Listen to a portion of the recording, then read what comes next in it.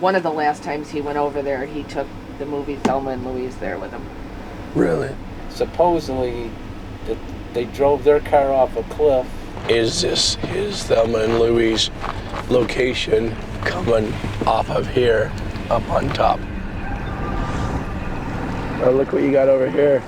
What do you got? I gotta circle back around over it. What is it? I don't know.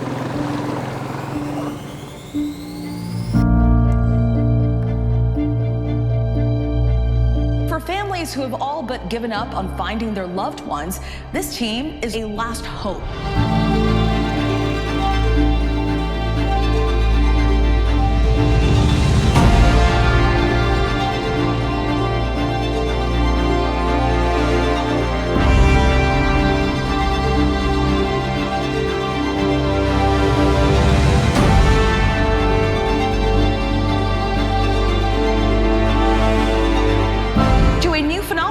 Civilian divers cracking cold cases for free.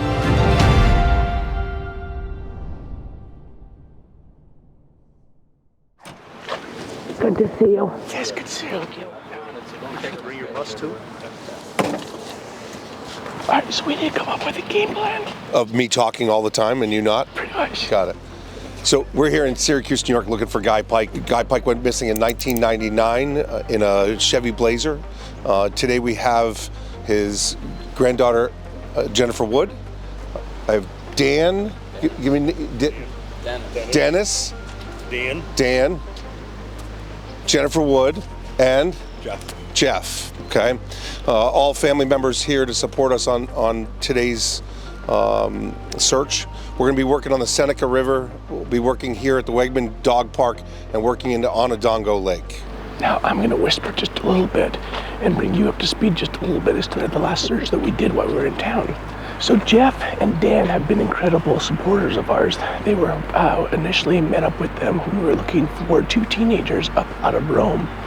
And they put us in touch and really tried to get us to work with Jennifer for her granddad, Guy Pyke. We didn't have much information to go on at the time, and so, you know, Jeff, you really brought us into this case. And last time we were here, we searched a lot of all the way up to the Canadian border, and then all the way back down south to Syracuse. Now the thing with that is, you know, we don't have cell phone ping locations. We don't have, you know, we've had a couple of bodies of water that we ended up searching, but we really covered like a 2-hour span of Highway 11 all the way back down here.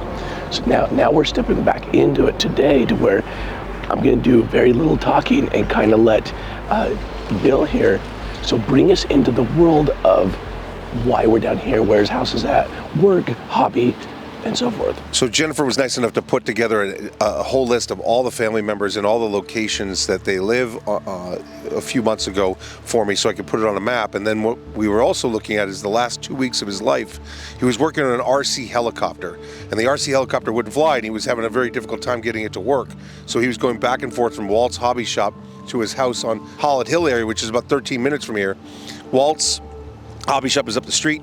His work at Allied was for 50 years is over there as well, and he drove here for 50 years every single day, and drove home every single day, right by the same exact location. So this is where you typically find an individual is in that center of that circle of their life and that life pattern where they're always driving to that same spot all the time. Well, he did this thousands and thousands and thousands of times, right to here to Onondaga Lake. So if we take this a little bit this way, we have easy access. I'm guessing this was all weeds and field back in the day, so not really easy access. So we're gonna be looking for like a boat ramp, easy access. You know, the guys are normally looking for what's closest to the house. The water's way up, huh?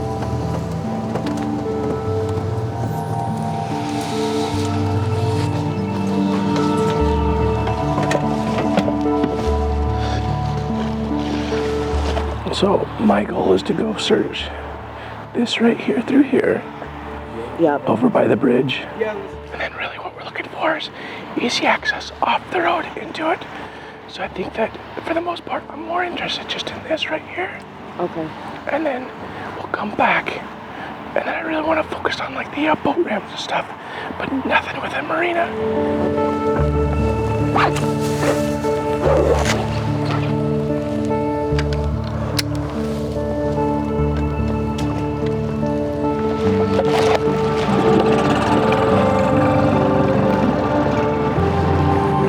We have nice depth. It's already 10 to 11 feet. And a smooth bottom. So it's going to be really easy for scanning today.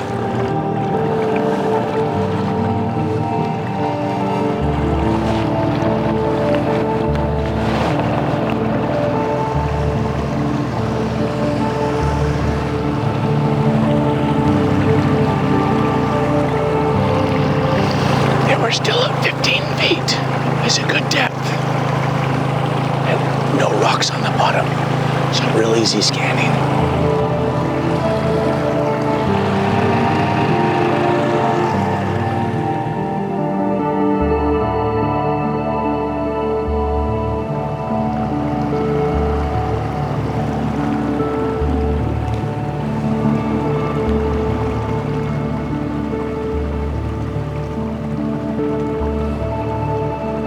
So these coves like this, they tend to always be shallow. I was just double checking it, but it's only 2 feet deep. So we're gonna pull back out of here. We're gonna stay in the bigger channel so we don't get our transducers hung up anywhere. So just around the corner, closer to his house over here on that side, there's a boat launch. It's a state boat launch. We're gonna go check that one out. We're also gonna check off of the bridge, this over here, just to make sure that there was no accident off of the bridge.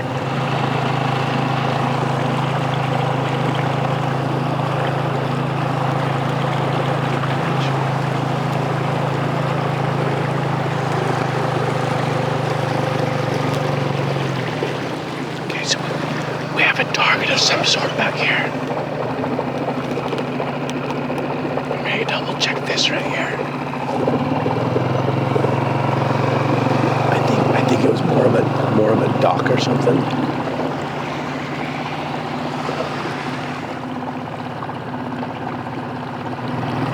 Okay, right here. It's not tall enough.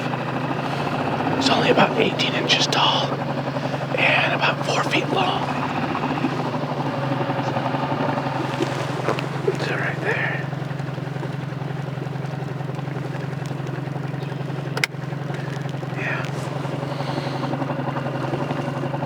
Looks like more of a dock.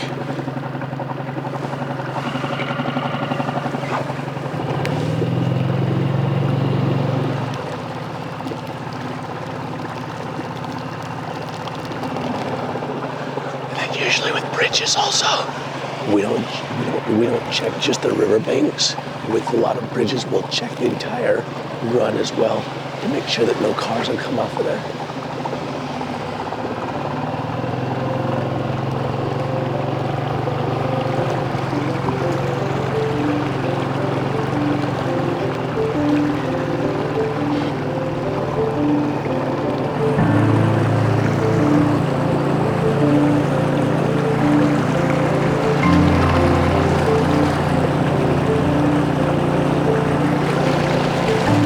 So here's the state boat ramp. But you can see how shallow it's getting in here. It's only 3 feet deep. So with it being a cove and a boat ramp and only 3 feet deep, you're not gonna have a vehicle buried in here for all these years. Even if they have like a little deeper hole over here, just not realistic. I'm gonna go ahead and run it all the way to the ramp though, just to verify. So that rules this one out as well. Run a few more another 200-300 yards up past this little marina here, and then there's no more road access next to this one. So then we'll go jump into the lake.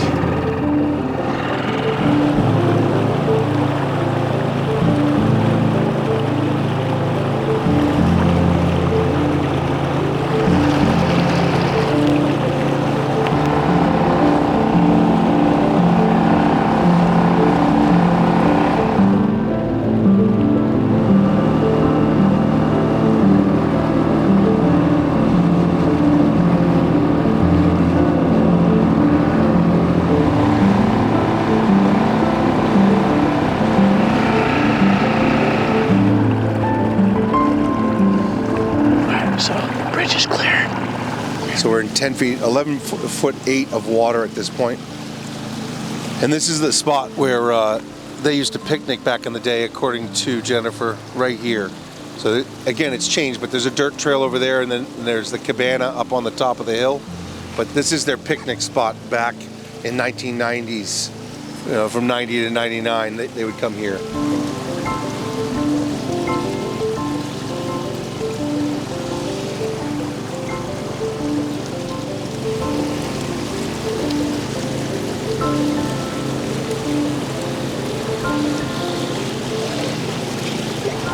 All right, we'll check this part down here and then circle back around.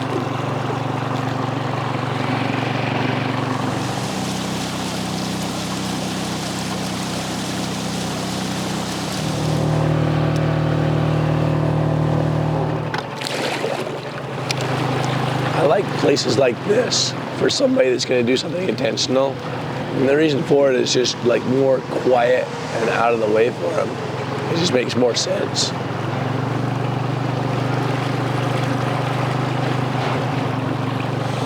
Then we got that one section next to the road coming up. And then that'll be our last stretch in this section of the water.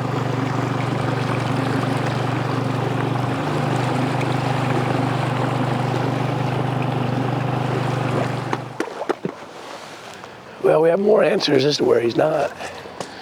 Okay, so giving us just a complete visual of our search on day 1 and day 2 last time, and the stories that we had coming into it then as well as now, and trying to make sense of this.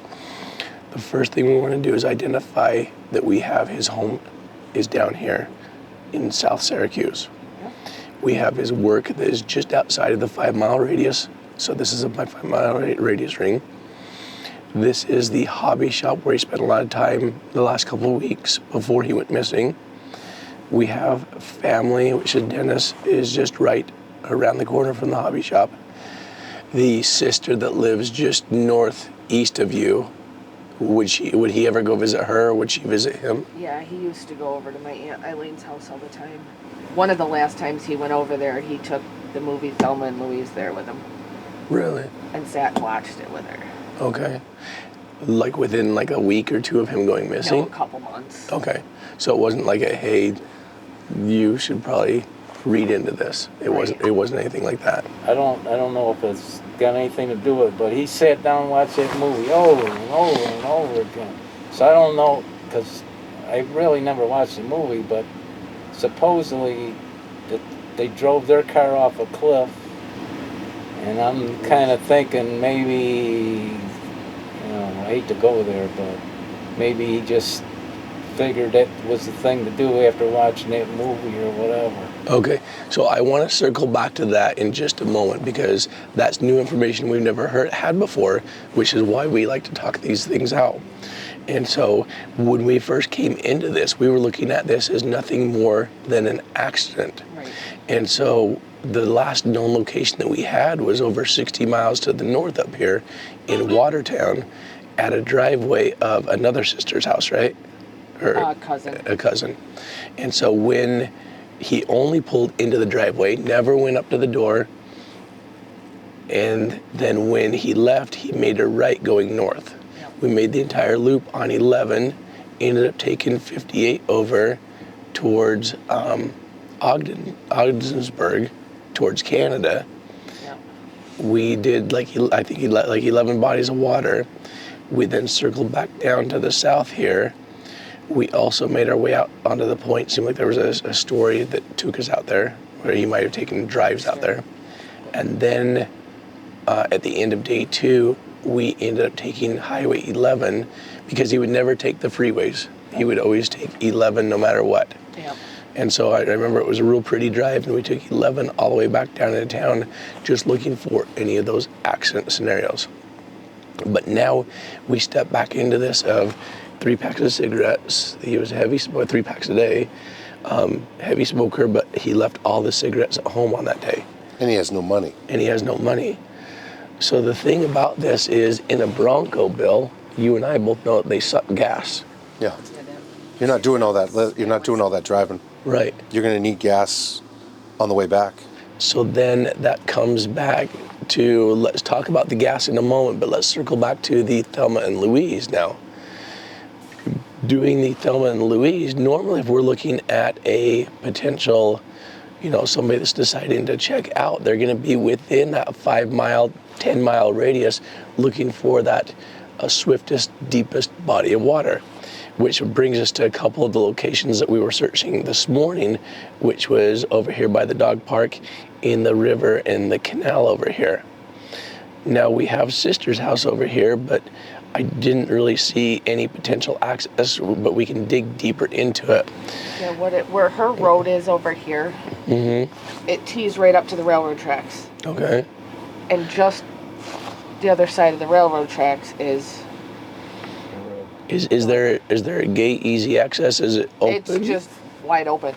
He watched Thelma and Louise with his sister, and Dennis is saying he watched Thelma and Louise multiple times. And my mom said she drove him crazy watching it. So he actually brought it home with him, or he bought another version of it? Yeah, it must be because he had... No, VCR tape. VCR tape. Oh, yeah.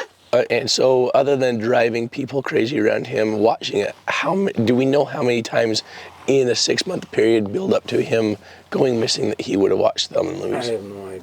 I don't. But it was a lot. I think we need to clear that whole section. Yeah, well, I don't think, as far as a hot section, you have a T flying off, Thelma and Louise flying off into the river. I think, you got to look at it from an accident scenario at the same time, just the fact that actually is an accident scenario too, like in that one location. He's going to his sister's, especially if you said earlier that he had backed into a mailbox. He'd been struggling with reverse a lot. So if he just backed out, which doesn't make sense. He pulled into a driveway and backed out. Doesn't make sense to me since he's been struggling with backing out of things. You would think maybe on the way back he would have stopped there again. Yeah. If he would have gone north and then turned around and come back down. I guarantee you, I'll bet my last dollar, when he left there, he was headed to Canada. Because he had us take us, we went up there, I don't know the dates. There was a couple times in 98. We took him up there, he wanted to go up there, and I drove, and my mom was with us, I think my sister was with us. We went to Canada, went over the border, and he was trying to find out where his uncle lived, and so I'll guarantee you, he was headed to Canada. So with that information, Bill, we have to be realistic in all this. One is that then takes this out of it because he's been up there and he went north towards Canada. But he was only supposed to go to the friend's house down the street. However, we need to go rule this out. The friend's house down the street is within his 5 mile radius zone. Right at the end of my road. Right, and so it is just right in here. But you're pulling me back down here when we have the cousin that saw him to the north. So right now we have 2 potential locations. We have the one closest to his house within the 5 mile radius, just around the corner.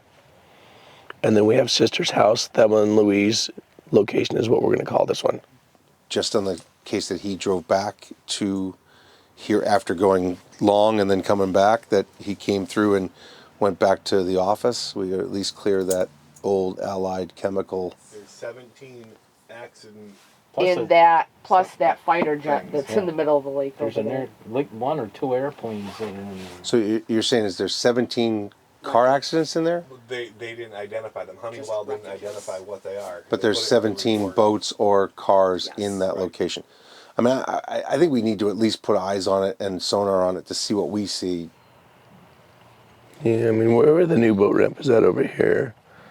No, I mean, could you have launched off of here back in Yes. the early years? Yeah, but I can't tell how shallow that is there.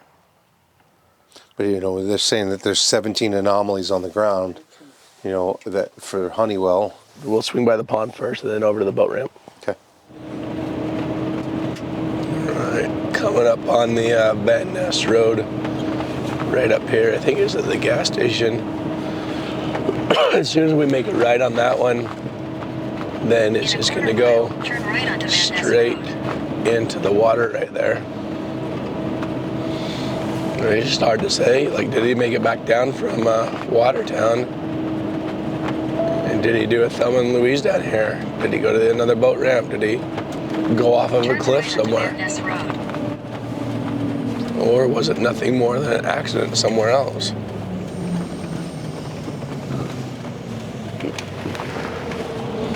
Dead end. So see, this is where they were talking about. Right here, Bill. Yeah. No, you can't get to the railroad tracks. No, I'm rolling that one out because you go No, but down. I think you can drive over the railroad tracks. Yeah. Is there an entrance to the railroad tracks? No.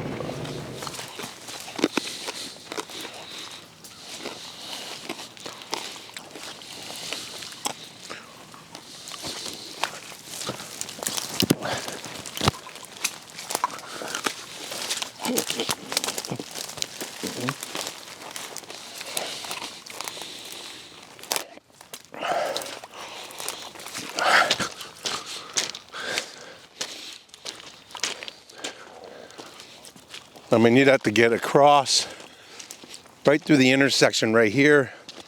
That's shallow right there and for the first 10 feet. And you'd see him right here. He'd be right here. He would not make it far. So there's no possibility that he made it in here. Because the straight shot is right here. It would be right there. She said that is there a possibility that he jumped this? And I don't see that as possible. All right, we'll head to the boat ramp next then. So this is the landing that was back here in the day with no boat ramp. Boat ramp's newer. But is this his Thelma and Louise location coming off of here up on top? Back when it was dirt. Yeah, close to the house. Close to work. And close to work. Work was right here. And the house is over the top of the hill. So this is just barely, this is the largest body of water to his house. And it's just barely outside the 6 mile radius. Now this all gets shallow over here, but over here, it's anybody's guess as to how much, what the actual water level is over here.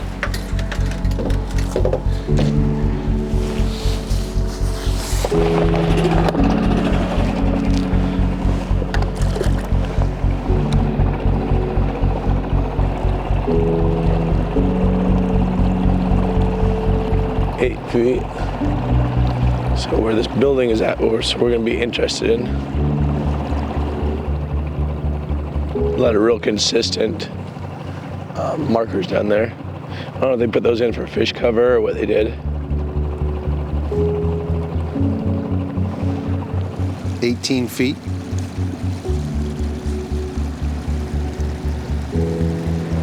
All of this on Google. See how it's coming up? Is going to be, here we go, right here, we're right on the edge of it right here. So all that's going to be shallow and marshy in there. And this is high water right now too. So normally I've said that I like to do a scan 35 to 40, 50 feet from shore. But right now you'll see that we're like a good 150 feet from shore. And the reason for that is right here is the 6 foot watermark. And so all of that is dried up.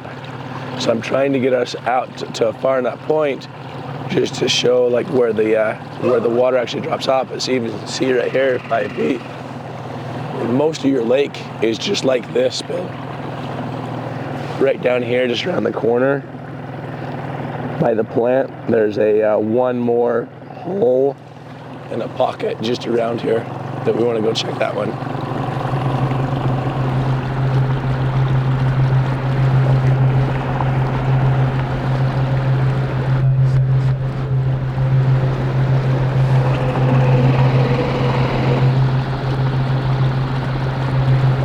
Right here you have a little something, but it's really flat and it's only like 18 inches tall. And then on live scope right here also.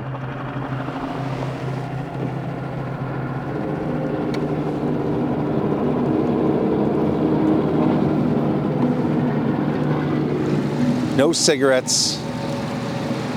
Not sure how much gas. Couple bucks maybe in the pocket, not going far. I just, you know, unless he had a full tank of gas in the Blazer, he's not making it all the way to the Canadian border. Well, you can make it to the border. You may not make it back. He wouldn't make it back. You know, this is your grandpa, this is your family. And as we come into this, and we're on, you know, a day 3 of a search now, and we have all of this information that keeps coming to it, we then have to face the reality of, is there really anything else we can do because of what we have? And so, you know, I want to be here for you and honor you and you know, and your grandfather and help you out. But only if you're like Jared, I have there's one more spot my gut is telling me, because what we're dealing with is the reality of, you know, dementia. You know, that we're 60 miles from his home for his last known location. If we're not within that 5, 10, 15 mile radius max in any one of these locations, at this point we might as well just, you know, close our eyes and start throwing a dart at the dartboard. And that's not what I can do to be efficient to help your family and the next family, and to, you know, move forward to help as many families as I can. And so, and I don't want to break your heart on this, but I have to be a realist in what it is that we have right here, right now in front of us. And so right now, you know, if the sister's house up in Brewerton is like, Jared, that's weighing on me, let me do that for you today. I'd like that. Okay. I'd like that cleared. Okay. I'd like to know that that's 100% not right. a possibility. With the information, with what we've done here, and with the information that you guys were talking off camera with the gentleman that was here, I feel like this lake is 100% out of the, you know, out of question now, based on what we saw, as well as searching up the Erie into the Seneca towards his sister's house as well this morning. Really confident in that. Sounds like the pond near the house is quite muddy, and that one's out of the question now. Yeah, I wasn't sure on like depth-wise in there. Right. Or whatever. Okay. So yeah, so I mean, heading back up to Waterton, like I said, I mean, we were on 11, which is the route that he ran, and not just the 60 miles, but, you know, we went another 30, 40 past that. Yeah. And, you know, these dementia cases just become really, really difficult without any more information. And so, you know, there's always, the longer things go on, there could be foul play in it. That always comes into play in the family dynamic, and they start talking about that. You have the, you know, him deciding to do this on his own. But to me right now, what it sounded like, the reality is we have dementia that's really played a part of this before, that I've seen dementia where they've woken up in the morning, they've made their bed, thinking it's 2, 3 o'clock in the morning, then they left. And, you know, whether his cigarettes are left behind or not does not mean that he was actually set out that day to go do this intentionally. This could still end up being an accident somewhere into a body of water somewhere. So, you know, he gets tired later in the day, and you know, just keeps on driving straight because of the fact that's what he's, you know, typically known to do, is keep going and keep going. You know, we could search all the way to Canada. You know. So I think that, you know, 2 things we need to do for you. You know, one is your gut, sister's house up in Brewerton. Let's make sure that we cover from where we left off last time, and let's run west up past all the way to the very end of the subdivision to where any vehicle could have gotten in to the west there. The water's higher than it was last time too.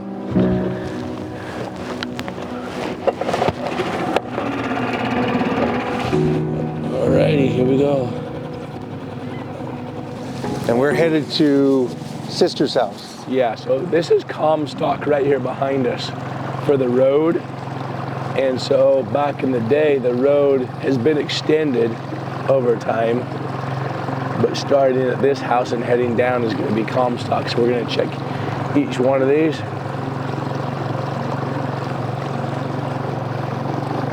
We'll see if there's any holes. Right now it's only 4 feet deep, so we'll be able to pick up a little speed to pass through some of these sections that aren't deep enough.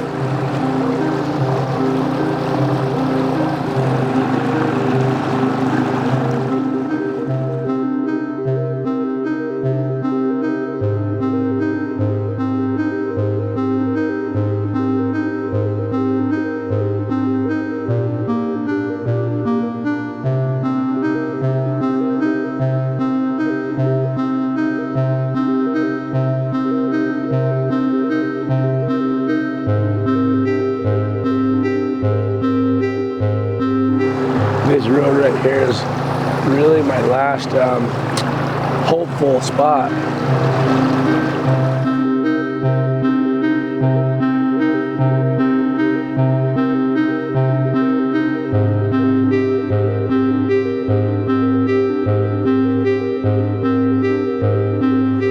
You know, we're going to keep on looking at it and looking at it for you from a distance, and looking at the mapping and see what we can do to help you as much as we can to see if we can find your grandfather.